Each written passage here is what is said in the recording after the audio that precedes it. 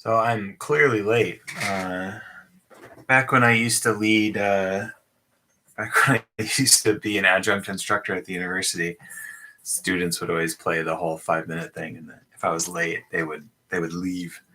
So thank you for those that are logged in and have been waiting. So and it's way past the 5 minute rule. So I appreciate that. So yeah, welcome to the Afternoon Idol, an opportunity to unplug for a brief little bit in your day.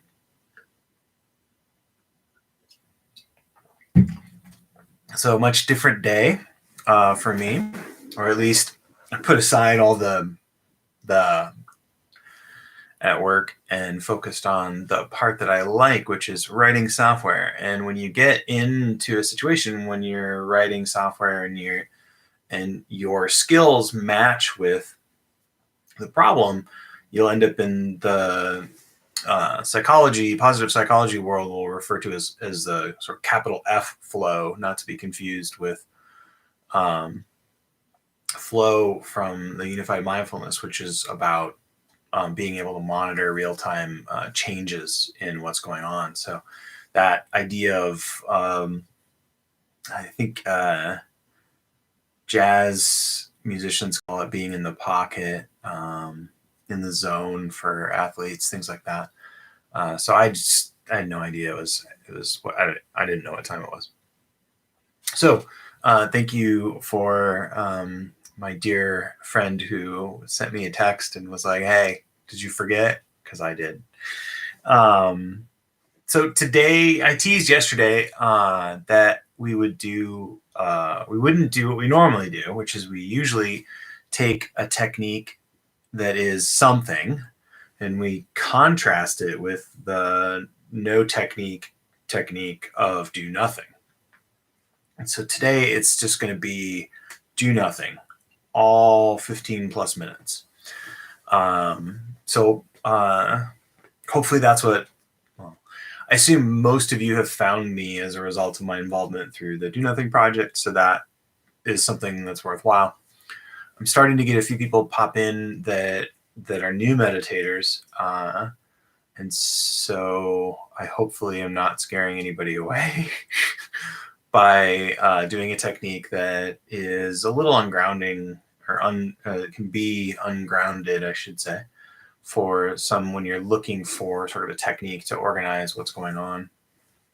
So one way to think about it, by the way, just as an aside, is that meditation is just presenting a way for you to experience you. Like there's nothing like mystical or magical necessarily at the core. Mystical and magical things can kind of present themselves in some ways, I guess. Or I would say the wisdom traditions tell us as such. But sort of at the end of the day, you're sort of finding a way to experience yourself. So yeah, so that's that. As always, well, I forgot to mention, I mean, I'm a certified level 2 unified mindfulness coach, which whatever that means, means that I know a little bit and I can potentially guide you in a way that is sensitive to the situations that present themselves to you. And I don't know, I know a little bit of stuff. If you want to find out more about you can find that at unifiedmindfulness.com. My normal disclaimer, I'm not a mental health professional, nor a therapist, nor any of that. Although at times I do think about, like yesterday, I do think about just like bailing on my current career and trying to go back to get like a master's degree in like therapy or something. But those are crazy ideas that I don't give into. But yeah, so I don't have any of those credentials. Again, we'll sit for about 15 minutes. I invite you to sort of get yourself in a situation where you can arrange yourself in a position that helps you be both relaxed and alert. And so when I say that sometimes if you're new to meditation, it sounds like a complete, like those two things can't happen at the same time. So that's like a paradox. But being relaxed and alert is actually the qualities of the basic meditative state. You can eyes open, eyes closed, in between, totally fine. You can sit cross-legged if you're able to get your legs to do that, or you can sit on a chair, equally valid. Let's do it.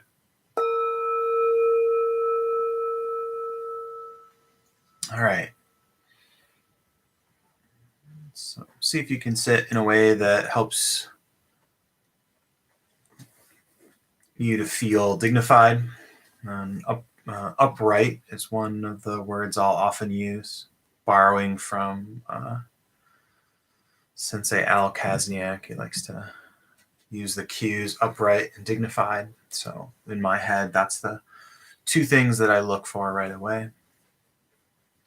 And in doing this, we are arranging the body in a way that helps to cue the nervous system to put systems online that allow us to be relaxed and alert. So if you're wondering, why does posture matter? That's part of why posture matters.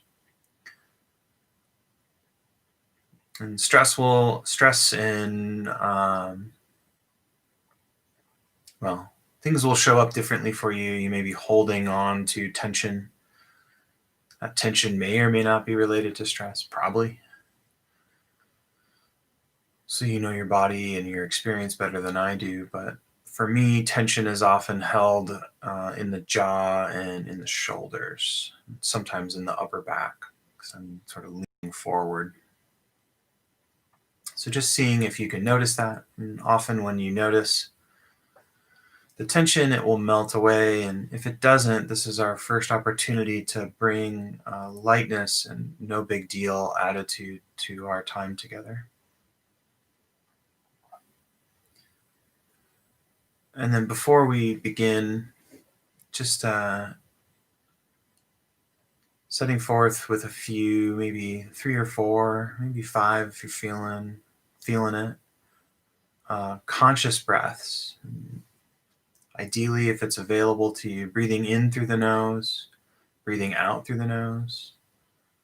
So if you've ever fed a fire with a bellows, there's a sort of quality of enlivening on the in-breath and then this sort of release or dissipation on the out-breath. So there's this a lot enlivening and this release. So there's an upward motion and there's a downward motion, as Jeff Warren likes to point out. And we breathe in slow through the nose. And if possible, we can breathe and accentuate the exhale through the nose. If you're stuffed up, you can purse your lips and breathe in and out. It's sometimes called straw breathing.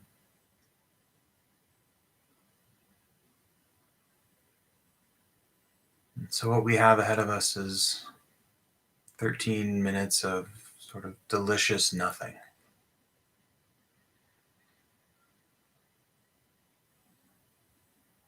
And so what we do is provide an open range where the attention can roam wherever it wishes. We're in a stance of allowing whatever happens to happen. And then if we happen to notice that we're micromanaging our attention, so we're not watching for that, but if we just notice, we try to let that go. And again, this do nothing meditation is seeing what is it like when the only effort we expend is sitting here.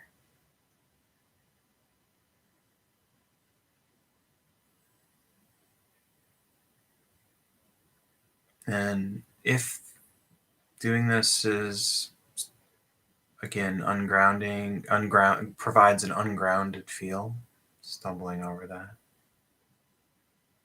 or you don't feel resourced, you can always shift to your home base. If you're new to meditation, that could be the sounds around you, feeling of the body sitting, maybe your feet on the floor.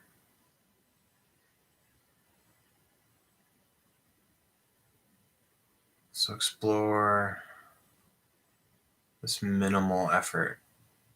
Explore, do nothing.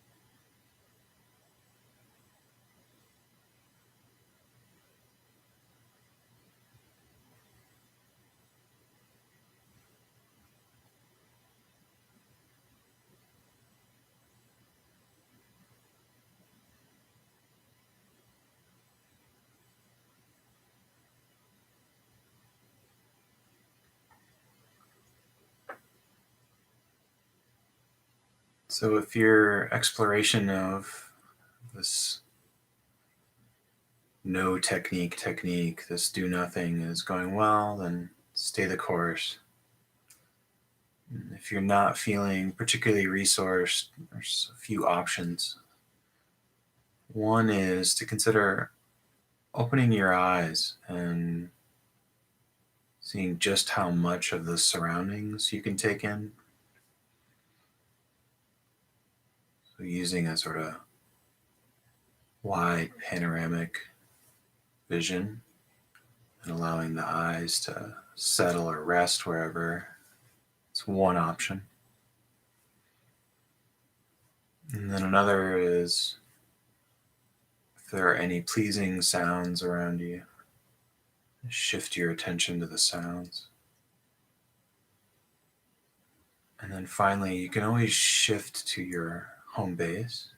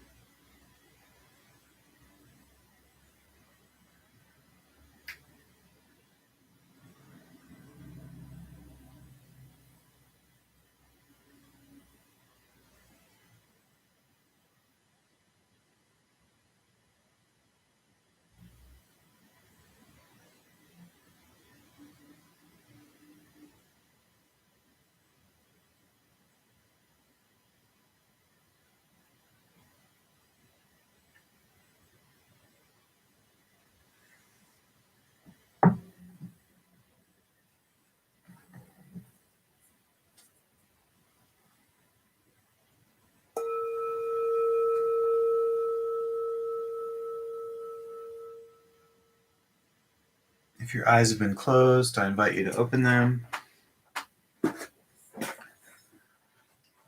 Gently reconnect to your surroundings. Thank you for your practice. Thank you for spending 20 plus minutes with me. Like I said, you're always welcome. If you have questions, I can definitely attempt to offer responses. I won't be bold enough to say they will be necessarily answers, but I will definitely do my best. If you have comments or reports, that's always welcome as well. I did have a comment recently, which is part of the motivation to do a full do nothing sit, which was a very, very normal or natural question about what if I slip into kind of observing in do nothing where I'm actually actively monitoring. And so that's not wrong. It's not like it doesn't, invalidate your meditation sit or anything like that.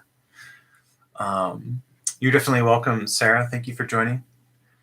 So it's not wrong if you do that, but it is a different technique, I guess, is one way of looking at it. So you're shifting into more of a technique that will help train you're training concentration, clarity, and equanimity, hands down. So again, that's why I say it still counts. But this notion of allowing to drop the monitoring, it's something that I used to do early on, where I would monitor for whether or not I was controlling my attention. And so I think over time, that's something that with kind of a little bit of practice of just playing around with the technique, you kind of let go of that over time. So that was, can't remember the question exactly, but it was, is it bad basically, or is it wrong if I slip into watching for the intention to control attention? And it's not bad. It just means that you're in a monitoring technique at that point. So let me quick read your question, Jennifer.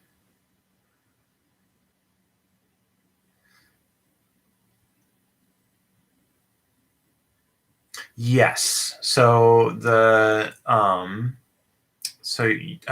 your observation, Jennifer, I think is true in that. So in do nothing is in essence similar, because in true see, hear, feel, we can think of see, hear, feel as also a synonym for see, hear, feel. So see, hear, feel is the name for the technique for when we're allowing ourselves to have a focus range of, in essence, all sensory experience. So another synonym for that would be to say that you're going to note everything. So the difference in do nothing is we're still allowing the attention to be free range, like we are in see, hear, feel. But what we're not doing is implementing that monitoring observer that notes and tracks where the attention is. And so what you may find is that if you've done a lot of see, hear, feel, or you've done a lot of breath awareness, or whatever may be at a point in your practice, your go-to technique, when you do nothing, that technique will sort of come online. And so for a lot of folks, given that see, hear, feel is sort of the flagship technique of that's where they start. And so when they do nothing, they will very much slip into see, hear, feel. And the pairing there is quite interesting. So your characterization is correct. You're in essence avoiding the noting, or you're just not putting forth those, as far as our sort of, in Shinzen's terms, the instruction set for the technique is not to note, and therefore not to let it soak in, and not to label. Label is always optional. So you can do noting and letting your attention soak in without using that skillful thinking of using a label. So hopefully that helps. But it's interesting in that I think that the see, hear, feel prepares you for do nothing, but yet it still is a conceptual leap for a lot of practitioners that are familiar with So you'll find coaches like me who are like that, like do nothing's like probably my favorite technique. Like do nothing, feel rest, and hear out maybe, or hear gone. Like those three are kind of my sort of go-to. But it's a little bit opportunistic of me, because do nothing is closest to the notion of shikantaza or zazen and soto zen. So that's what I primarily practice in my Zen practice. So there's kind of a Venn diagram overlap there. So cool. Thank you so much for joining. Thank you for being patient enough to show up after I was 8 or 10 minutes late, whatever it was. So thank you again. Have a great Wednesday, and I'll be back tomorrow. And tomorrow is our switch it up day. So we'll take our something, put it at the end of our contrast sit, and we'll do nothing to begin with. And then also, if you have requests or anything you're kind of wanting to explore, so if any of the mysteries, the meditation mysteries that Jeff is exploring in the Do Nothing project are of interest, and you want to kind of explore them more, always welcome to drop those as comments or suggestions. So I'm always looking for directions to kind of go and keep things mixed up.